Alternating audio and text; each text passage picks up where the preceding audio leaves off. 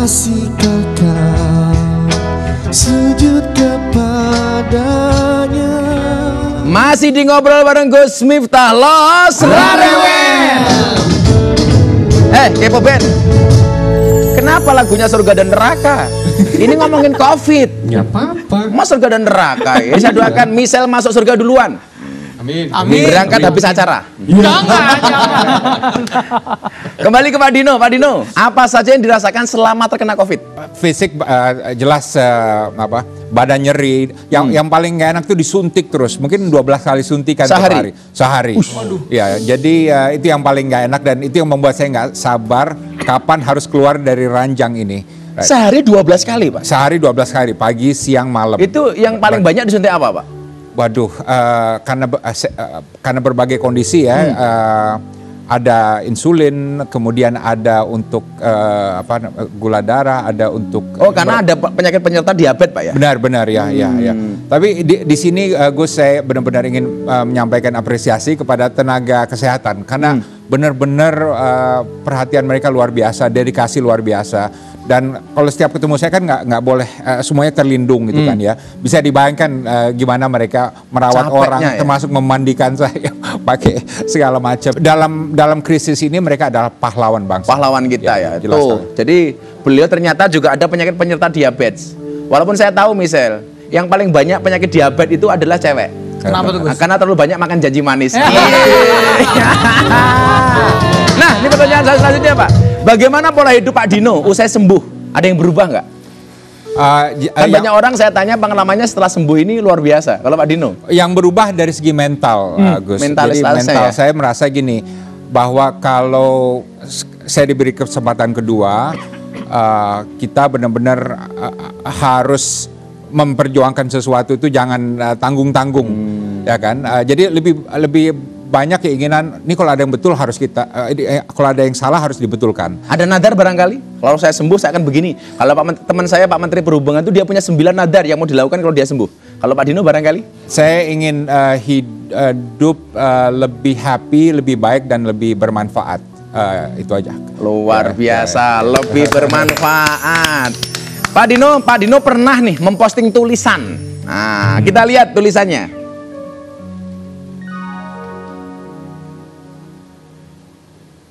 Nih dia. Ada 3 perubahan penting dalam cara pemerintah RI menghadapi COVID-19 sejak bulan Maret. Kan? Keterbukaan mengenai jumlah dan situasi kasus COVID yang sebenarnya sebelumnya cenderung ditutupi. Nah, sekarang sudah setahun berlalu, Pak, sejak COVID. Kan? Pertama kali di Indonesia. Sekarang jelas permainannya berubah, bukan lagi untuk mendeteksi COVID ya, walaupun itu penting. Tapi sekarang masalah vaksin, ya kan? Masalah vaksin. Dan vaksin ini bisa menjadi masalah baru. Kenapa? Karena logistiknya sangat sulit, ya kan? Jadi target dan berebut di semua negara, Pak ya? Iya, berebut semua negara. Di kita aja 181 juta dalam waktu 14 bulan. Kemarin ini baru 1 bulan kita hanya bisa 1,3 juta orang yang divaksin. Sampai hari ini? Iya, berarti apa? Kan kalau kali 12 mungkin hanya 15 juta. Jauh di bawah 180 juta. Tapi saya yakin akan terus meningkat. Yang penting adalah gini, jangan diremehkan permasalahan ini. Yang akan sulit ini adalah aspek logistik untuk menyebarkan vaksin ini, dan juga bisa menjadi masalah politik juga. Karena di mana-mana, di Amerika, di Eropa jadi masalah politik. Tidak hanya masalah medis, Pak ya? Tidak hanya masalah medis, tidak hanya masalah sosial. Jadi harus peka gitu. Tapi yang penting sih semua komponen bangsa harus kompak nih, ya kan? Ini masa yang kritis di mana pemerintah, oposisi asing atau apa istilahnya sekarang gitu ya, masyarakat madani dan segala kelompok masyarakat harus benar-benar saling bahu-membahu. Benar ya, ya. Jangan dibuat semakin complicated masalah ini. Kadang-kadang kan juga begitu, ngomong COVID, begitu mau divaksin nggak mau, protes, macam-macam. Gus, apa? Kita kayaknya ada 1 bintang tamu lagi ya? Emangnya siapa lagi? Saya aja deh ke situ ya. Oke, kamu jangan. Emang lu siapa? Ada, kita coba dipanggil. Kalau ada 1 lagi. Kita panggil. Oke. Kita sambut malam ini bersama Kaseli. Selamat datang di ngobrol bareng Gus Terima Miftah. kasih aku udah diundang. Silakan loh ke Selin. sini. Ini tadi saya bilang, saya tuh susah kalau nyebut nama kompletnya Selin. Selin, kasih tahu dong Sobat Kepo, nama komplit kamu secara utuh, komplit. Tidak boleh dikurangi. Banget. Komplit banget, sekomplit-komplitnya. Oke. Tapi abis aku ngomong, Gus Miftah ulangin. Oke. Oke? Selin Evangelista Monica Morena Ricci. Nici. Lagian saya heran sama teman-teman Kepo Band itu. Kalau bintang tamunya cewek tahu saja. Tapi sorry Sel, kamu sama Selin beda pemikiran. Oh gitu ya. Michelle mikir Selin, Selin mikir Gus Miftah. Selin terima kasih datangnya di ngobrol bareng Gus Miftah. Iya Nih, dong. saya punya foto-foto tentang Selin yang positif COVID. Kita lihat. 2 kali kena COVID-19. Ini pesan Selin Evangelista. Ya. Coba, kok bisa positif pertama kali? Tahunya gimana dulu? Pertama kali karena gini ya, aku tuh kan orang yang sangat ketakutan banget sama COVID ini awal mulanya. Jadi tuh aku orang yang termasuk yang parno gitu Parno kali ya. banget ya? Parno banget. Sampai aku tuh nggak mau keluar rumah sama sekali. Terus aku kayak beli box UV. Jadi untuk kalau kiriman setiap barang-barang itu yang ada masuk ke dalam rumah tuh harus dimasukin Masukin dulu? Yes, dan semuanya harus disteril. Jadi aku tuh sebelumnya kalau teman-teman banyak yang mau datang main ke rumah aku, mereka tuh harus tes dulu kayak serologi pada saat Serologi, itu. ya. Iya, jadi serologi dulu semuanya. Baru aku kayak oke, percaya gitu, boleh main ke rumah gitu. Karena kan aku parno karena punya anak kecil. Oke, karena pertimbangan anak ya. Iya. Pertama kali gejalanya apa kok kemudian tahu bahwa itu kemudian COVID kamu lakukan swab? Nah karena aku parno itu, jadi aku rajin swab seminggu sekali, bukan 2 minggu sekali pada saat Seminggu itu. sekali? Seminggu sekali, satu rumah itu aku swab semua. Karena kebetulan pada saat itu dedinya anak-anak juga kan kerja, hampir setiap hari dia keluar rumah dan ketemu banyak orang. Jadi bikin aku tambah was-was aja gitu. Oke. Akhirnya ketahuan. Ketahuan tiba-tiba positif tapi nggak ada gejala apapun sama sekali. Tanya sama Kak Selin dong. Kamu kalau ada cewek nanya mulu. Langsung cepet ya. Apaan Sel? Kak Selin pernah nggak sih ngerasa why me gitu sampai 2 kali skornya sampai 2 gitu? Kenapa harus saya gitu? Iya.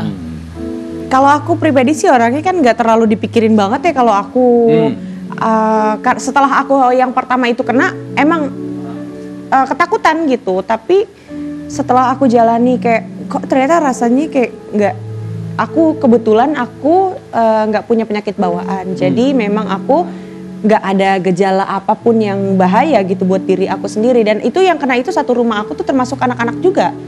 Yang aku takutkan selama ini kalau sampai anak-anak aku kena dan sampai mereka harus dirawat, jangankan dirawat di rumah sakit, mereka kadang-kadang imunisasi disuntik dokter aja, aku takut. Oke lah, Tapi- kalau COVID aku percaya lah. Tapi kalau anaknya 4 kok saya belum percaya ya Pak? Pikir saya tadi, saya ini baru Mahmud Abbas. Mama muda, anak baru 1. Aduh. Tapi ini Mas Michelle ini kan tanya kenapa Selin gitu ya. Iya. Ini virus smart virus banget. Kenapa? Pertama kalinya ada virus di dunia ini, di mana ada virus mengenai suatu orang di Wuhan yang tidak dikenal namanya, dan dalam waktu kurang dari setahun virus ini menjangkiti Presiden Amerika Serikat, orang yang paling terlindungi di dunia. Dengan segala macam. Exactly. Jadi Protokolnya. kalau dalam 1 tahun dia bisa menghinggapi Presiden Amerika Serikat, apalagi Selin. Pilih Selin. Ya kan? Apalagi kita, bahkan termasuk. Ya, mungkin itu juga saya Pak. Ya, ya. Kalau Pak Dino pernah nggak mikir, kenapa harus saya? Waktu itu, ada nggak pikiran seperti itu? Saya berpandang semua orang itu terkena resiko, siapapun dia, right? Ini benar-benar serial killer yang setiap hari mencoba menyerang rumah kita, baik melalui orang yang kita ketemui, melalui suami atau istri, melalui anak, melalui pembantu, melalui tetangga dan lain sebagainya. Jadi Artinya benar-benar protokol 3M itu Pak Dino setuju ya? setuju, dan setiap hari kita harus punya mindset kayak Selin ini, bahwa pokoknya setiap hari saya akan dicoba diserang virus ini. Oke. Makanya saya harus menjaga segala lini, itu pun masih kena. Makanya saya dengan Selin menjaga jarak Pak. Oh, Karena kenapa kalau deket-deket takut sayang Pak. takutnya sama Gus Miftah. Ini takutnya sama Gus Miftah bukan virus COVID. Apa tuh? Virus sayang. Makanya Michelle, kalau kalau bikin kopi jangan manis-manis. Gitu ya. Yang penting saya. Ini saya pamit dulu kayaknya. Saya perlu pamit dulu kayaknya. Jangan, saya kayaknya mengganggu. Nah, pas karantina, waktu itu si Selin karantina di rumah apa di rumah sakit, Selin? Kalau aku isoman, aku isolasi mandiri sendiri di rumah karena kebetulan kan aku banyak banget dan hampir semua di rumah itu positif COVID kecuali suami pada saat Anak-anak? itu. Anak-anak semuanya kena COVID. Oh. Jadi Ada gejala nggak kalau anak-anak itu? Nggak ada, anak-anak aku sehat banget, lincah banget, makan semuanya, pokoknya nggak ada gejala apa-apa. Selin juga nggak ada gejala sama sekali? Nggak ada, cuma pada hari kesekian dari aku dinyatakan positif, aku kehilangan indera penciuman. Hilang itu mungkin sekitar 4-5 hari kali. Kalau Indra ini merasakan ini apa namanya? Merasakan perasaan. Indra perasa makanan. Oh enggak, aku masih bisa ngerasain makanan. Oh, masih bisa ya? Masih. Makanya saya bilang, Pak Dino, para suami kalau dimasakan istri masakan, tolong jangan bilang nggak ada rasanya. Ntar dipanggilkan gugus COVID. Dikira corona. Pertama kalinya saya merasa mungkin ajal akan dekat. Nah, jadi melihat jadi yang saya pikirkan gini, saya kok belum siap untuk ngurus anak-anak saya kalau saya lewat gitu. Bukannya aku takut akan kehilangan dirimu, tapi aku